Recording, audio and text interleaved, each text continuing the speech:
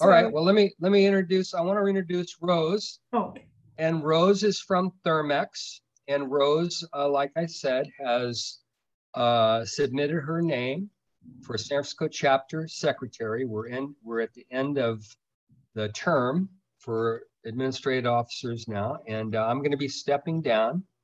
And we have Rose that stepped in for or has submitted her name for chapter secretary, and I really appreciate that. And so with that, I'll introduce. Go ahead, Rose. Thank you so much, Mike. So I'm Rose with Thermox Jackets, just like Mike said. Some of you may know me, may not. My company is based out of Connecticut. I reside in San Francisco. CSHE San Francisco was the first organization I was part of, so it's very special to me. And my territory is the entire West Coast, the Mountain States, and Hawaii. I'm actually here in San Diego. I apologize, the lighting in my hotel room is a little bit dark. I've done my best. And if I fumble with this presentation, again, apologies. It's been a crazy time, as I'm sure it is for many of you. I'm actually down here in San Diego doing a bunch of audits at a bunch of hospitals. So I wanted to make today engaging. I know it's really kind of a late hour for a lot of you. I want to make it fun. And you may already know a lot of this and you may not. So please interrupt me at any time. I want to make this as casual as possible, okay? So heat loss scavenger hunt, the search for energy savings. Oh, why isn't this? Sorry, this should be clicking. There we go. So I'm going to go through what it means to do an energy audit, what info you need, and working towards incentives with a utility company. How do you know if you're eligible? What it means to provide the right insulation, and how this all factors into a project specification. So it's, sorry, how do I remove the side screen here? Sorry guys, I'm not much of a Zoom girl. I'm trying to remove the side column. Oh, there we go. Can you just drag it away? Yep, just did it. Thanks so much, Beth. So it's crazy to think that the US consumes over 97 quadrillion BTUs annually. And most of that, not most of that, but 8% is commercial and industrial steam. Here are some examples. I mean, it just blows my mind away every time I look at this slide. Insulating comes for many applications, whether it's hot water, steam, cold, chilled, antifreeze, acoustic, ouch, cryogenic, or sometimes it's just protection for outside valves, like an actuator. Each of those types of applications take different types of materials, thicknesses, etc. They are not all shaped the same. So insulation. This is normally what I thought of insulation when I first came on Thermox. Hard insulation, right? That's it. We're good to go, right? When I walk into a facility, this is a lot of times what I see. Insulation falling off, not doing what it's supposed to be doing, and some good insulation. But most of all, a lot of bare valves. And those bare valves require a different type of insulation than straight pipe. And I'll explain why. So right here, you may think, oh, this is probably a perfectly insulated facility. It doesn't need anything, right? Our pipes are covered, fine. And we don't want to cover those valves because we need to access them. So we don't want insulation on there. But when we look again, wow, look at all the valves that could use the proper insulation to save money and energy. Okay, so when I start my audit, what is it that I need to input? It's not like I just walk around and go, oh, that. No, I need to locate where that asset is. What is the ambient temp in the room? Okay. What is the surface area? Meaning, is it a 3-inch gate valve or is it an 8-inch gate valve? That is important to know. So I know how much square footage I'm going to need for the insulation to be able to put in my audit. What's the hours of operation? A hospital is going to run a lot differently from a commercial laundry, right? What's the boiler efficiency? what's the MMBTU, which I'm going to get from your utility bill? Don't worry, I'll do the math for you. And if it's outside, what is the wind speed? So for each asset, we're going to put in all those moving parts. And we're going to use what's called 3E plus that actually the utility companies across the nation accept. So an example, let's say of pipe at 315 degrees, ambient 100, et cetera, everything I just said. So let's say it's bare, it's losing over 600 BTUs an hour. We put one layer of pyrogel on there, our touch temp is now 118, and we're only losing about 34 BTUs. Okay, quite a difference. This is an example of what your audit should look like. It should be detailed and thorough, because that is what the utility companies are going to need to then process your application. You've done now the hard work for them, and they like it. We can see our yearly savings, our cost, the estimate incentive, our ROI, and we can see each asset, where it is, how much we're losing, how much we're saving per line item.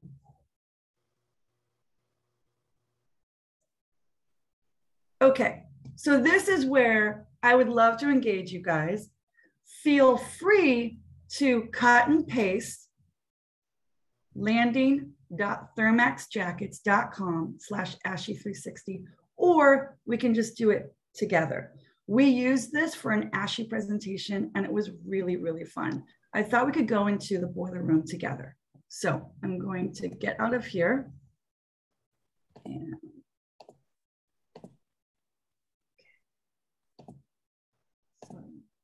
okay, so, and if any one of you guys are doing this, you can tell me to wait and be patient unless you just want me to keep on continuing. Okay, so we're gonna go into the boiler room. Oh boy, sorry guys, it's asking me to, to verify traffic lights. Okay, so we are now in the boiler room, guys, okay? And we're like, wow, this looks pretty insulated. This looks okay. I don't think we need anything in here. Take a minute after what I was just talking about and showing you. Do you see anything that could be insulated in here?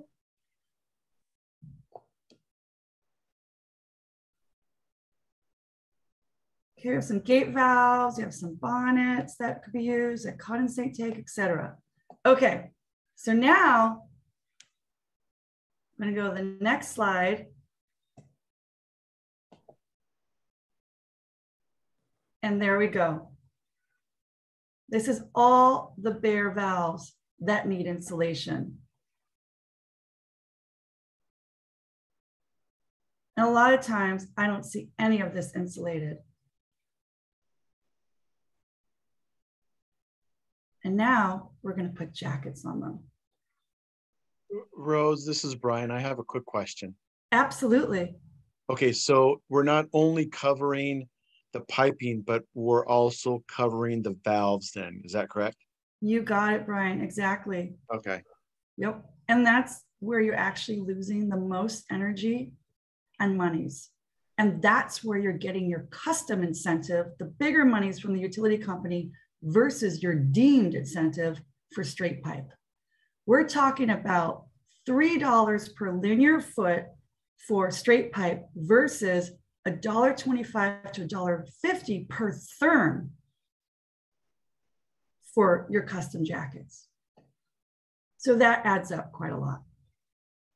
You don't want hard insulation, as many of you probably know, on these types of assets because facilities need to access them. How many times do you see insulation that's been ripped off and cannot be put back on? That is not sustainable. And guess what? The utility company sees that, you're in trouble because this stuff is supposed to stay on, okay? Not be left on the floor. Okay, we're gonna go back to the PowerPoint, folks. Okay.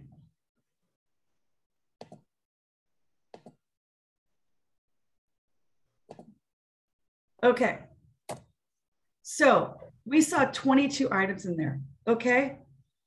Let's say that, for instance, it's not giving us the best ROI. So we're going to narrow it down to 15 items. Okay.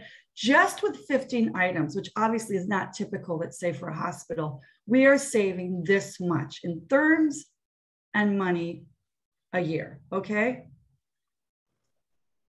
I would say a typical hospital, we're going to see more like 180 items, or we'll be saving more like 27,000 therms.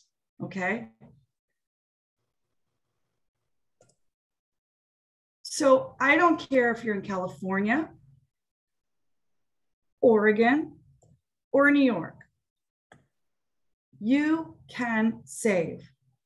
And you're going to know whether or not you're eligible. And I'm going to make this for California by looking at your utility bill. Sorry, guys, I'm going to go to utility bill. Okay, so if you see the PPP surcharge on your bill, you are now paying into the public purpose program. That means you are eligible. Bam. It's simply the 3 Ps. I'm going to go back to the PowerPoint. Okay, so how do we keep track of all this? Let's say the utility company wants to know that that jacket is on there after you did some maintenance. Let's say you lost a jacket. Well, everything can be tracked through our slates, or whatever you want the slates yourselves, whatever you want to do. You can also, if you need to access that valve and upload pictures, everything can be done there. That slate covers everything from the audit through production, through install, anything that facilities does to that valve. And your boss can know, wow, that jacket is put back on there by checking into the portal. Every single asset has basically like its own Facebook page. These are all a bunch of assets right here. You can track it through GPS. Okay, so how does this connect to project specification? So like I was saying earlier, each application requires different material thicknesses based on temperature. So we make sure to make this very, very clear. You're not going to use Cryogel Z, for instance, for steam, right? That's going to be for antifreeze. So you want to be really, really clear about that. We base our materials and thickness on temperature and location, because what is 300 to 374 is going to be different than over 500 degrees, right? Has to be clear. Many times there is no spec sheet. So it's a disaster. So we've provided that, and it's free. You can download that from our site. So both you as like the engineer, the facility, or even as the vendor can take this and feel like a star and use that. We even can include M&V, which sometimes maybe you want to see your energy savings in active time. You also want to make sure when you're doing a project specification that you are providing data material to know that, okay, the reason I'm getting a 5-year warranty is because I know this works. I know this is the right material. What is on the inside of the jacket? What is on the hot side touching the pipe? What is on the cold side where the touch temp is? All these things are relevant. We go as far as even telling you what the Velcro and D-string is made out of. Because if you have the wrong Velcro or the wrong string, it could burn if it's not at the right for the right temperature. This is what happens when you don't have the right specification. Disastrous installation. That's not doing its job, and you're just wasting money and a headache. And just going back to what a simple bonnet might save you in 1 year.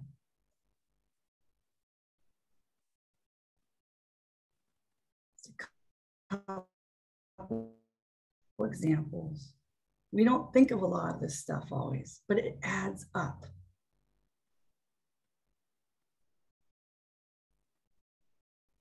And just finally, if you care to have the PowerPoint, there's a bunch of great links here to help you, to review, whatever you like. And that's it. Thank you so much, everyone. Hey, Rose, this is Brian real quick. I had a quick question. Yeah. You were going through the last slides fairly fast and you showed some yellow jackets. Is that a customer preference, or does that have like a temperature component to it?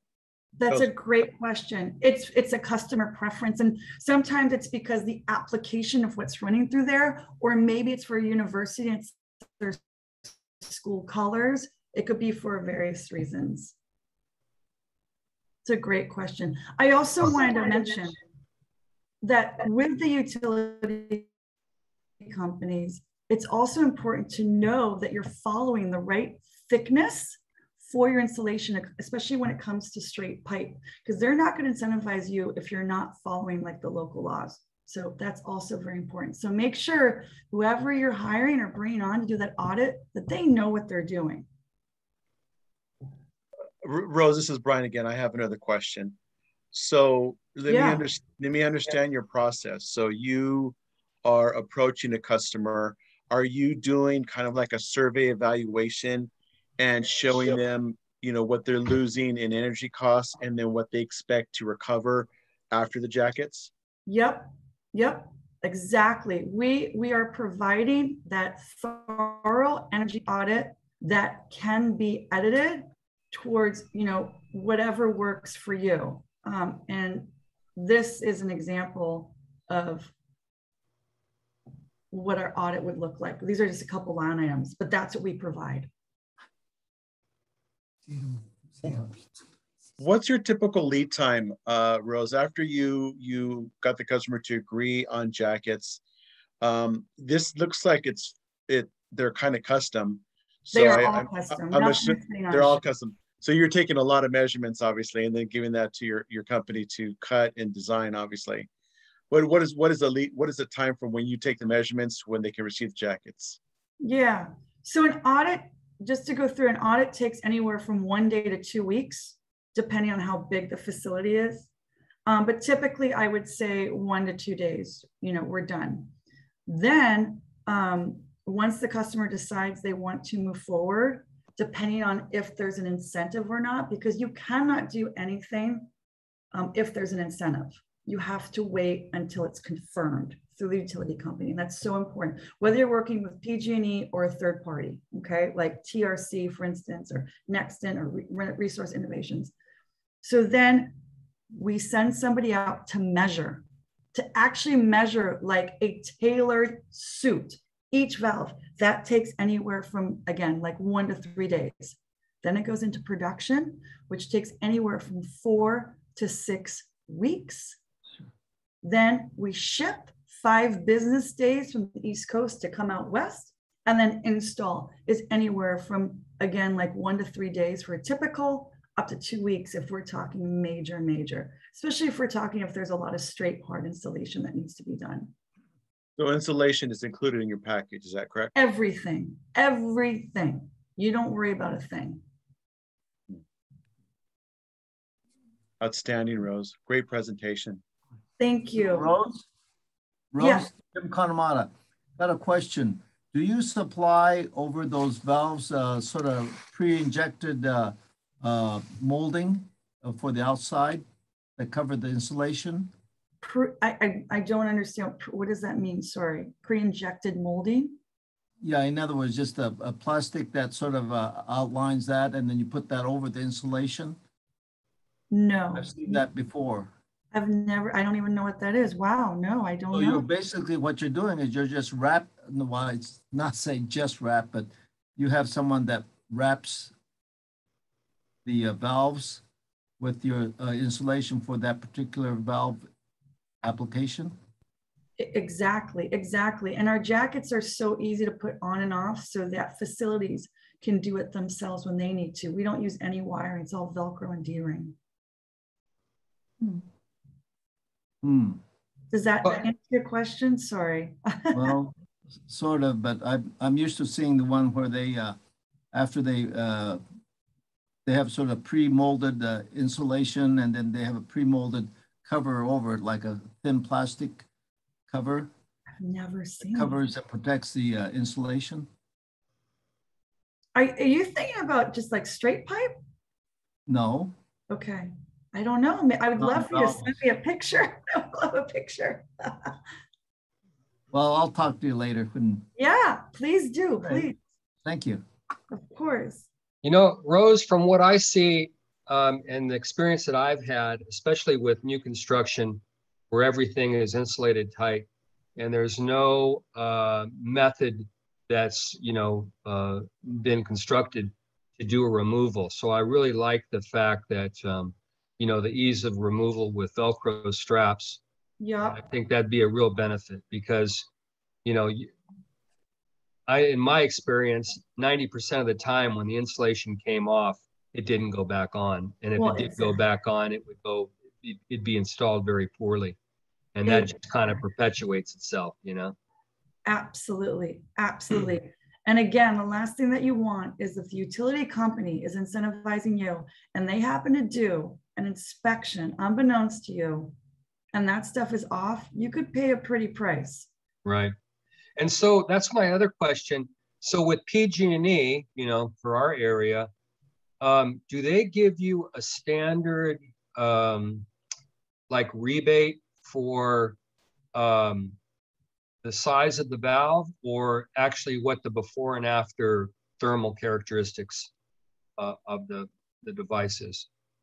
So so for the custom, it is going to be per therm that asset is saving, which is why we do this thorough audit so that they can verify that.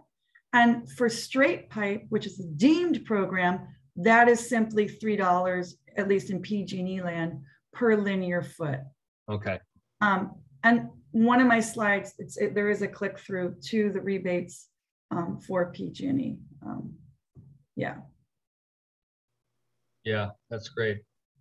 But then, you, as the customer, shouldn't have to deal with any of that. Like normally the vendor or myself and the utility company are third party. They do all the work. So are these custom made, manufactured insulation blankets? Are they produced in Connecticut? You said that's where the company's headquartered?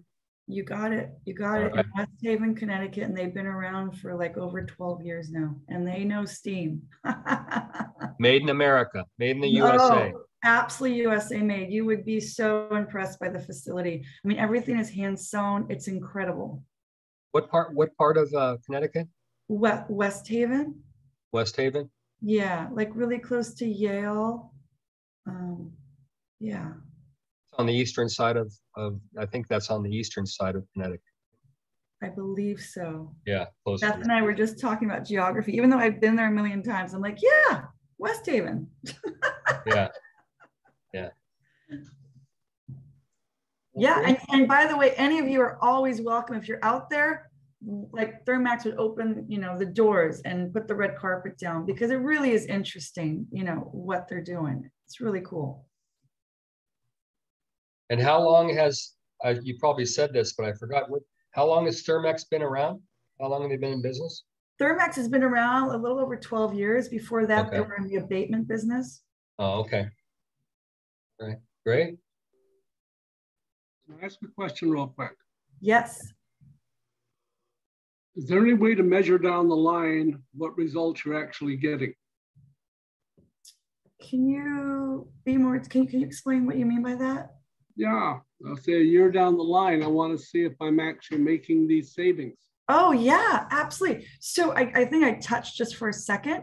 We do have an M&V program where we put sensors on the jackets, not every single one of them. We figure out where in the room, and we're able to measure the savings in real time. And you as the customer can log in and see on your own what's happening. So a lot of times, yeah, customers will do that, or the utility company wants to do that. So we've done that. I've done that for a building in downtown San Francisco. Thank you. Yeah. So will you guys also do new construction too? Or have you had any? Absolutely. Okay. Yeah. Well, great technology. Anybody else have any other questions?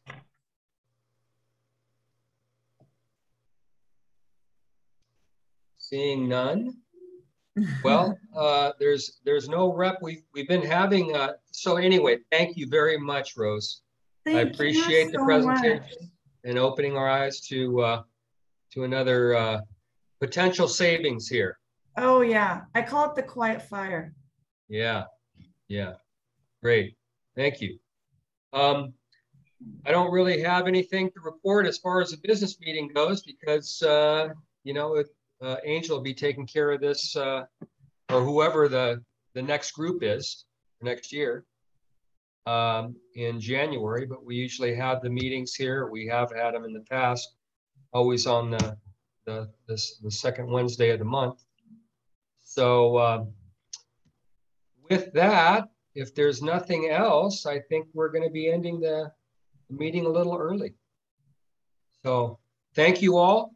I appreciate getting to know you all, and especially the new people that have come into the Zoom meeting, and hope to see you again if at the vendor show that ever takes place again, which I hope it will next year. It's the best show. I love it. I can't wait. You can't beat the food. The food is great. Yes. Hey, Mike. Yeah. Let me say one thing. I belong to a lot of organizations, being 79 years old. I've been, American Institute of Plant Engineers, ASHRAE and everything. And I think you really done a marvelous job of putting things together and holding this organization. And, now Angel's got a heck of a big hat to fill, and we're going to support him, but we're going to certainly miss you because you've done a marvelous job. And I'm glad that you're still going to be back there helping other people. Mike, yeah. thank you. Thank you very much. I appreciate that. Thanks a lot. Yeah, It's been a lot of fun. It's like, that's why I've stayed here for all these years. I wouldn't be here if I wasn't getting benefit out of it, and the I think the networking aspect of CG is probably the most important part. Second being the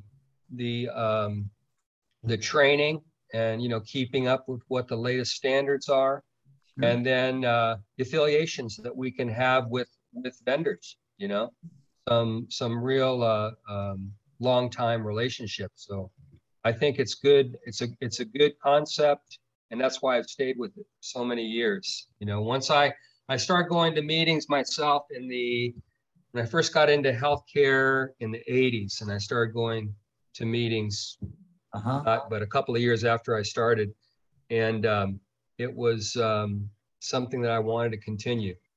Right. Yeah. Great. Well, good luck, Mike. All right. Thanks, Mike. Thank you, Mike. Thank you. Merry Christmas to all. Merry Christmas to everybody. Happy holidays. Okay. Merry Christmas.